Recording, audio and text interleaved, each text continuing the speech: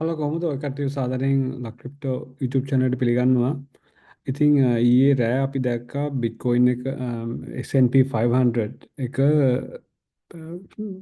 10ක් විතර වගේ පම්ප් වෙනවා. 10ක විතර වගේ ලොකු කැන්ඩල් එකක්. මේ ඩේලි chart එක කියන අපිට බලන්න පුළුවන් ඒක මේ weekly chart එක අපි දැන් ඉන්නේ. මෙන්න මේ green candle එක 10ක විතර වගේ පම්ප් එකක්. මේකෙන් හැබැයි කියන්නේ අපි මේකෙන් කියන්නේ අපි තව පහළට යන්නේ නැහැ කියන එක අපිට ටිකක් ඉඳලා තමයි බලන්න වෙන්නේ මේක මේ ગેප් ෆිල් කරන්න මේ වොලටිලිටි වලට ආපු කැන්ඩල් එකක් වෙන්නත් පුළුවන්. තාම වොලටිලිටි කියන එක ගොඩක් අඩු වෙලා නැහැ. මේක ආයෙත් පහළට එන්න chance එක තියෙනවා. හැබැයි මෙන්න මෙතන තිබිච්ච ગેප් එක ෆිල් වෙලා දෙනවා. තව ગેප් එකක් තියෙනවා. මෙන්න මේ 50 1488ත් 5500 5600ත් අතර. හින්දා හෙට දවසෙත් අපිට තව පොඩ්ඩක් මේක උඩට ගිහිල්ලා ඊට පස්සේ කරෙක්ෂන් එකක් කළා පහළට එන්න හැකියාව තියෙනවා. හැබැයි කොහොම නමුත් මාකට් එකේ වොලටිලිටි කියන එක නම් අඩු වෙලා නැහැ. ඉතින් මේ S&P 500 එකේ පම්ප් එකත් එක්ක අපි දැක්ක බිට්කොයින් උත් පම්ප් වෙනවා. බිට්කොයින් 74000 ඉඳන් 83ට වගේම කියන්නේ 9000 කට වගේ පම්ප් වෙලා තියෙනවා.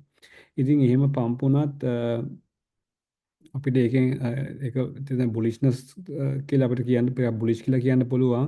හැබැයි අමතක කරන්න එපා මේ වගේ පම්ප් වුණාට ආයේ මේ ලෝ එක රීටෙස්ට් කරන්න බිට්කොයින් එන්න පුළුවන්. ඉතින් දැන් මේ පම්ප් එකත් එක්ක අපි දැක්ක ඕල් කොයින්ස් උත් ගොඩක් පම්ප් වෙලා තියෙනවා. සමහර ඕල් කොයින්ස් 20% 30% වගේ පම්ප් වෙලා තියෙනවා.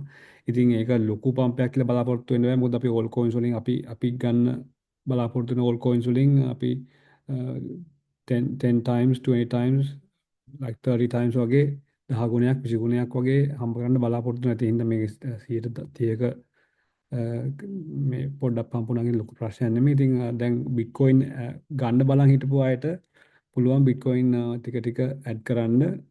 ඇඩ් කරනවා කියන්නේ මේ වෙලාවේ ගන්නවා කියන්නේ තියෙන සල්ලි ඔක්කොම දාලා බිට්කොයින් ගන්නවා නෙමෙයි. මොකද අපි දන්නේ නැහැ තාම වොලටිලිටි කියන එක තාම තියෙන හින්දා අපි බලන්න ටිකක් පොඩ ඇඩ් කාඩ කමන්නේ ආයේ මොකද අපි දන්නේ නැහැ මේක මෙහෙම එකපාරට වෙල්ලා යන්න chance එකකුත් තියෙනවා. එහෙම සම්භාවිතාවකුත් තියෙනවා. එහෙම නැතුව මෙතන ආයෙ රිජෙක්ට් වෙලා ආයෙ ඔහොම වෙලා ආයෙ මේ ලෝ එක රීටෙස්ට් කරලා ඊට පස්සේ තමයි ලොකු පම්ප් එකෙන් එන්න පුළුවන්. ඒ ගැන අපිට හරියටම කියන්න බැරි නිසා අපිට මම තීරණය කරා මගේ පෝර්ට්ෆෝලියෝ එකට ටික ටික බිට්කොයින් ඕල් කොයින්ස් ඇඩ් කරන්න. ගොඩක් ඕල් කොයින්ස් අපි කතා බලන් හිටපු ඕල් කොයින්ස් එම ගොඩක් චීප් මේ වෙලාවේ. ඉතින් ඒ වගේ ඕල් කොයින්ස් අපිට ඇඩ් කරන්න පුළුවන්. ඇඩ් කරන ඕල් කොයින් සම්බන්ධයෙන් මම වෙනම වීඩියෝ එකක් ගේන්නම් හෙට පුළුවන් වුණොත්. ඉතින් අද දවසේ මම කරන්නේ මගේ USDT පෝර්ට්ෆෝලියෝ එක මාගා තියෙන USDT වලින් 10ක් 20ක් 30ක් විතර වගේ පාවිච්චි අරගෙන මම බිට්කොයිනුයි ඕල් කොයින්සුයි අරගන්නවා. ඉතීරියම් උත් ගොඩක් චීප් මේ වෙලාවේ ඉතීරියම් උත් ඇඩ් කරන්න පුළුවන් වලට ඉතීරියම් ඇත්තටම 1400ට වගේ අඩු වුණා. දැන් 1600 වගේ තියෙන්නේ. මේක තව ටික කන්සෝලිඩේට්ලා පොඩ්ඩක් අඩු වෙන්න පුළුවන්. ආයේ උඩට ගියත් ආයේ රීටෙස්ට් කරන්න මේ ලෝ එක රීටෙස්ට් කරන්න එන්න පුළුවන්. ඉතින් මම ඉතීරියම් නම් 1200ට 1100ට වගේ එන්න chance එකකුත් තියෙනවා. ඉතින් අපිට ඒ වෙලාවට වැඩිපුර ඇඩ් කරන්න පුළුවන්. නමුත් මේ වෙලාවේ කොහොමද අපිට මාකට් එක බොටම් එක කිසිම කෙනෙක්ට කියන්න බෑ. අපිට කරන්න පුළුවන් දේ අපි මාකට් එක දැන් ඇත්තටම ඉතිරියම් 4800 වගේ ඉඳන් මෙච්චර පහළට ඇවිල්ලා තියෙන. ඉතින් ගොඩක් චීප් ඒ ප්‍රයිසස් එක බලද්දි. ඉතින් අපිට පුළුවන් ටික ටික ඉතීරියම් උයි බිට්කොයින් ඉතීරියම් ඒ වගේ කොයින්ස් ටික ටික ඇඩ් කරන්න ඕල් කොයින්ස් ඇඩ් කරන්නත් පුළුවන්. Large cap all coins add කරන්නත් පුළුවන්. මයික්‍රෝ කැප් කොයින්ස් ටික ටික ඇඩ් කරන්න පුළුවන්. ඉතින් දැන් ඒකට වෙලාව හරි කියලා මම හිතනවා. හැබැයි එකකින් කියන්නේ තියෙන USDT ඔක්කොම ටික දාලා මේ වෙලාවේ මේ මුල් මාකට් එකේම ගාලා තියෙන කොයින්ස් ඔක්කොම ගන්නවා කියන එක. බිට්කොයින් අනිත් කොයින්ස්. මොකද හෙට ඊළඟ සති දෙක තුනේ ආයේ මාකට් එක ඩ්‍රොප් වුණොත් එහෙම එතකොට අපිට මේ ලෝ එකත් බ්‍රේක් කළා හිතන්නකො මේ බිට්කොයින් දැන් තියෙන ලෝ එක 74නේ. සමහර ලාට මේ ලෝ එක බ්‍රේක් කළා 71ට 70ට 69ට වගේ මෙහෙම වික් එකක් හදන්න පුළුවන්.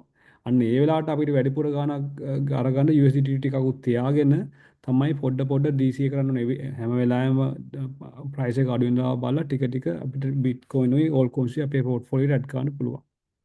ඉතින් මේ අපි තාම ඕල් සීසන් එකක් යනවා කියලා බලාපොරොත්තු වෙනවා. ඉතින් බිට්කොයින් එකත් මනි ප්‍රින්ටින් කියන එක තාම දැන් අර තව ලෝ එකක් එනවා කියලා කියන්න හේතුව QE මනි ප්‍රින්ටින් තාම ඇවිල්ලා නැහැ. මනි ප්‍රින්ටින් සමහර විට මැයි මාසේ තීරණය කරන්න පුළුවන් මනි ප්‍රින්ටින් කියන්නේ මැයි මාසේ කියලා. ඉතින් මැයි මාසේ මුල සතිය වෙනකන් තව දවස් 4ක් විතර වගේ තියෙන නිසා ඒ සතිය අතර සති 3-4 ඇතුළත බිට්කොයින් එක ටිකක් කොහොම පම්ප් වෙලා ආයේ අන්තිම සතියේ මේ මුල සතිය වගේ වෙදී ආයේ මේ වගේ ඩ්‍රොප් එකකට එන්න පුළුවන්.